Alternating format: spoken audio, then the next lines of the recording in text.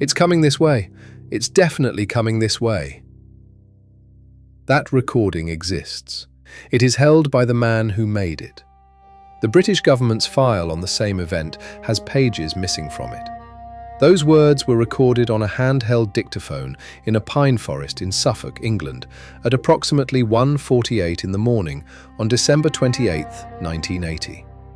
The man speaking was Lieutenant Colonel Charles Halt, Deputy Base Commander of RAF Bentwaters, a United States Air Force installation in Cold War Britain, a base suspected at the time to hold nuclear weapons. A man whose rank made him among the most credible witnesses to anything that could be officially documented. He did not stop recording. 3 objects survive from those 3 nights. The first, an 18-minute cassette tape, original, authenticated, Cold War vintage, held in the private custody of Halt himself.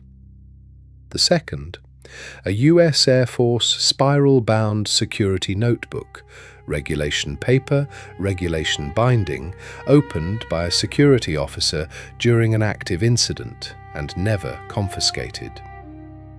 The third, 3 plaster casts of triangular impressions in the floor of an English pine forest, 7 inches across and 1.5 inches deep, held by the men who commissioned them. All 3 objects document the same event. All 3 still exist in private hands. The British government holds an official classified file on the same event.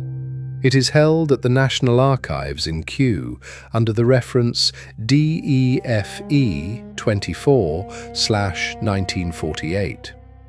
Pages are missing from it. In 2010, the man who used to run the Ministry of Defence's UFO desk confirmed the gap publicly. Nobody has explained what those pages contained. Nobody has said who took them. This is what exists in private hands: a cassette tape, a security notebook, 3 plaster casts. The British government's file on the same event is held at Kew. It has pages missing. This is the story of the gap between the 2. December 26, 1980, early hours, Rendlesham Forest, Suffolk. Staff Sergeant Jim Penniston is on security duty at RAF Woodbridge when the call comes in. Lights in the tree line, something that should not be there. He enters the forest with his flashlight and his on-duty notebook, standard US Air Force issue, the same spiral-bound record he would use for a perimeter breach or a maintenance flag or a civilian access report. The air is below 5 degrees. The clay-heavy Suffolk ground holds frost in the low places. He opens the notebook. He begins to sketch. A trained security officer making a record in the field, an act he has performed hundreds of times. The pencil moves across regulation paper. That notebook is still in Penniston's possession. The US Air Force never collected it. It was never classified. Its pages have been photographed, its sketches reproduced. Penniston has displayed them publicly for decades.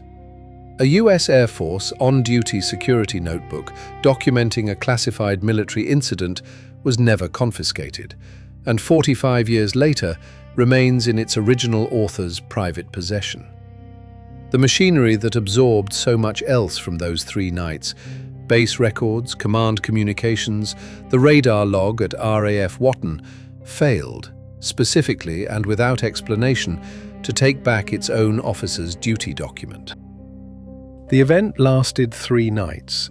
The first 2 brought junior enlisted personnel into the forest. On the 3rd night, the deputy base commander went himself. He brought a dictaphone. It was the kind of small handheld unit a deputy base commander would normally use to dictate incident reports for a typist to transcribe Monday morning, not to narrate his own disbelief into a forest in real time. December 28, 1980, 1:48, Rendlesham Forest. Lieutenant Colonel Charles Halt holds the AN/PDR-27 portable radiation survey meter at arm's length above a circular depression in the forest floor. The meter weighs roughly 4 pounds. It is gloved hand work in below 5-degree air, pine resin cold on the bark above him, burn marks documented at canopy height in the branches overhead. The depression is 7 inches across, 1.5 inches deep. There are 2 more like it nearby, arranged on the clay-heavy ground in an equilateral triangle, approximately 12 feet on a side. In his other hand, he holds the dictaphone. He has already pressed record. The needle moves above background. For context, the background reading in that part of the forest, measured on the same equipment in the minutes before this one, had been entirely unremarkable. The kind of flat, featureless reading that gets noted in a log and never ends up in a memo. I see it too. What the hell? The tape continues running. It will run for 18 minutes. What Halt's AN/PDR-27 measured in that clearing was a radiation reading of 0.1 milliroentgens at the center of the triangle and 0.05 to 0.07 near an adjacent tree line. Standard background in those conditions should have been below 0.02. A military radiation meter held above 3 triangular impressions in a Cold War pine forest recorded readings 5 times above background, and those impressions were precise enough to cast in plaster. The casts document the geometry permanently, 7 inches across, 1.5 inches deep. 3 of them, arranged in an equilateral triangle, 12 feet on a side, pressed into the Suffolk clay with exact consistency. They are held by Halt and Penniston. They have been displayed publicly. They still exist. That is what the 3 objects are recording. Not a claim, not a memory, a measurement, a cast. 18 minutes of authenticated audio made by a man using his institution's own equipment to document something his institution's own equipment could not explain. 16 days later, on January 13th, 1981, Halt wrote the memo. U.S. Air Force letterhead. Official government stationery, the same stationery Halt used for personnel directives and base administration and incident logs. 3 weeks earlier, this paper carried routine Cold War business. 1 page, 3 paragraphs. He addresses it to RAF/CC, the Royal Air Force, Ministry of Defence. He signs it. The following morning I found 3 depressions 1.5 inches deep and 7 inches in diameter, where the object had been sighted on the ground. I checked the area for radiation and found readings of 0.1 milliroentgens. The dimensions in his memo match the plaster casts. The plaster casts match the clearing. The clearing is documented on the tape. 3 chains of physical evidence, 3 separate objects converging on the same 12-foot space in the same December forest. That memo was classified immediately upon submission. It remained classified for 3 years. When it was released, not through the British government, but through a US Freedom of Information Act request in 1983, the UK copy had already been filed. It went into DEFE 24. It went to Q. And that is where the document trail begins to fracture. The physical evidence was documented, measured, and transmitted to the British government. What the British government did with it is where the story changes. The Ministry of Defence held an official public position on the Rendlesham incident. No defence significance. This was their stated line for over 20 years. Simultaneously, in the same building, under the same government, their internal intelligence unit, the DI-55, was analysing the same incident. Both assessments are represented in the DEFE 24 file at Q.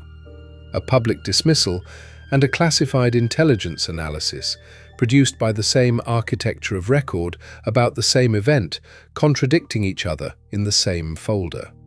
The British government's classified file on the Rendlesham incident contained both an internal intelligence analysis and a public dismissal of the same military evidence, and pages from that file are now confirmed missing.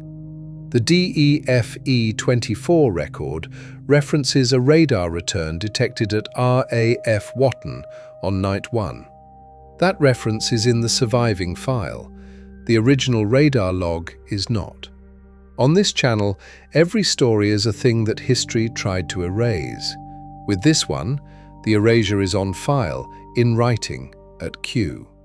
The shorts in the description go deeper on each object individually if you want to follow the thread. And if stories like this belong in your week, the bell is there for that reason. There is a human cost to this document trail, and it runs for 30 years. Airman First Class John Burroughs was 20 years old when he entered Rendlesham Forest on Night 1. He was on the same security detail as Penniston. He encountered the same lights, the same object, the same event.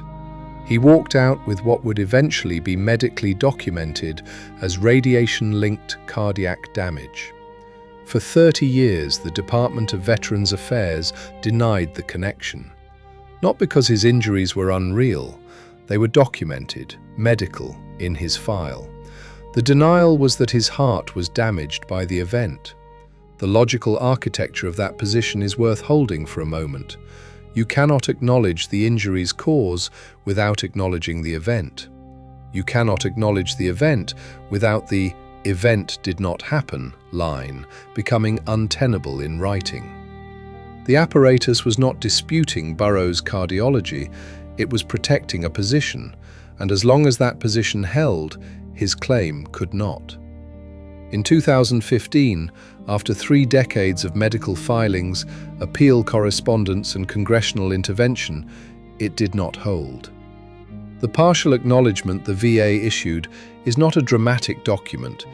It is the kind of administrative language that does its work quietly, in the passive voice, in a paragraph that reads as bureaucratic standard procedure until you understand what it is implicitly confirming. The Department of Veterans Affairs formally acknowledged in a written government document that John Burroughs' cardiac injuries were connected to his service during a UAP-related event, making him the first US service member in history to receive that acknowledgement. The acknowledgement is 1 page of government paper. A single snick, as it is termed, the sound of 30 years ending on a desk. Against the physical weight of 3 decades of cardiology reports, denial letters, congressional correspondence, and appeal filings, 1 page. It is the document the apparatus spent 30 years refusing to produce. It cannot be taken back. That document now exists in the public record. It is the most legally consequential piece of paper in the Rendlesham case. Not because it names what was in the forest, but because the position that blocked its production for 3 decades was the same position that said the event had no defense significance. One acknowledgement makes the other logically untenable. In writing, on government paper, with a government seal. The document trail, the Halt tape, the Halt memo, the DEFE 24 file, Burroughs VA acknowledgement. 4 documents produced by 4 separate institutions across 4 decades, each pointing at the same 3 nights in the same Suffolk forest. 3 of those documents are in private hands. One of them has pages that are gone. Pieces of it are shooting off, there's no doubt about it. The doubt, the Cold War-trained, professionally calibrated doubt of a deputy base commander, is narrated out of existence in real time. The man with every professional reason to maintain uncertainty is past maintaining it. 3 of them around us now. 18 minutes of authenticated audio. The original cassette is in Halt's custody. The transcript is publicly available. No official body in the United States or the United Kingdom has ever formally addressed what is on it. A researcher opens the DEFE 24 file in a reading room at the National Archives, Kew. The room is humidity controlled. The folders are acid-free. The light is fluorescent, flat, the specific silence of a restricted access research floor where the environmental systems are older than most of the files. The file comes out of its storage. The researcher pages through it on the reading table. Somewhere in the binding, the page count does not match what the file's own index implies should be there. The green Treasury tag, a braided cotton cord that holds UK government files together, sits loose in the binding where the removed pages once created bulk. The pages are not loose. They are not in an adjacent folder. They are not marked as removed for reclassification review. They are not there. Nick Pope served as head of the MoD's UFO desk from 1991 to 1994. He read the DEFE 24 file as a working government official, with clearance, with context, with knowledge of what the file was supposed to contain. In 2010, he confirmed publicly that pages were missing from the Rendlesham file at Kew. He could not say what the missing pages contained. He could say they were gone. A former Ministry of Defence intelligence official confirmed publicly that classified pages had been removed from the British government's official record of the most documented military UAP incident in European history, and no institution has ever identified who removed them.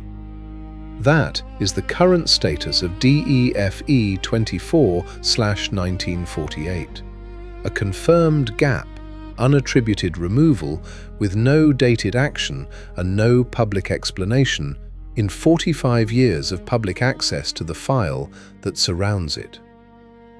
May 8, 2026.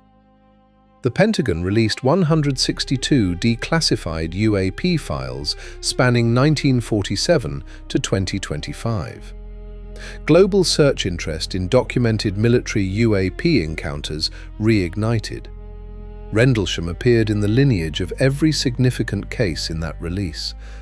The most documented European military encounter, the one with primary source audio, official correspondence, physical evidence, a VA case, and a national archive with a confirmed gap.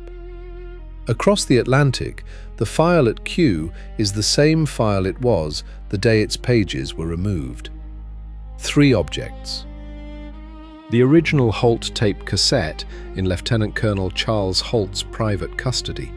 18 minutes of authenticated Cold War audio that no official body has formally addressed in 45 years. Penniston's US Air Force security notebook, still in his private custody, a government document that the government never collected. The on-duty record of an active military incident that the classification machinery chose, for reasons that have never been stated, to leave in the possession of the officer who wrote it. 3 plaster casts, 7 inches across and 1.5 inches deep, in the private custody of the men who commissioned them from 3 depressions in the floor of a pine forest in December 1980. The British government's file is at the National Archives. Reference DEFE 24/1948. A researcher can request it today. What they will find is a folder with a page count that does not match its index. They will find the Halt memo, UK copy. They will find the partial DI-55 materials, the fragments of the intelligence assessment that survived whatever process removed the rest. And somewhere in the binding, they will find the green Treasury tag sitting loose where pages once created bulk. This is what is in DEFE 24/1948, the Halt memo. Partial DI-55 materials, The treasury tag sitting loose. This is what is not. The pages Nick Pope confirmed were missing. The attribution, the explanation, the answer. The gap has no official explanation.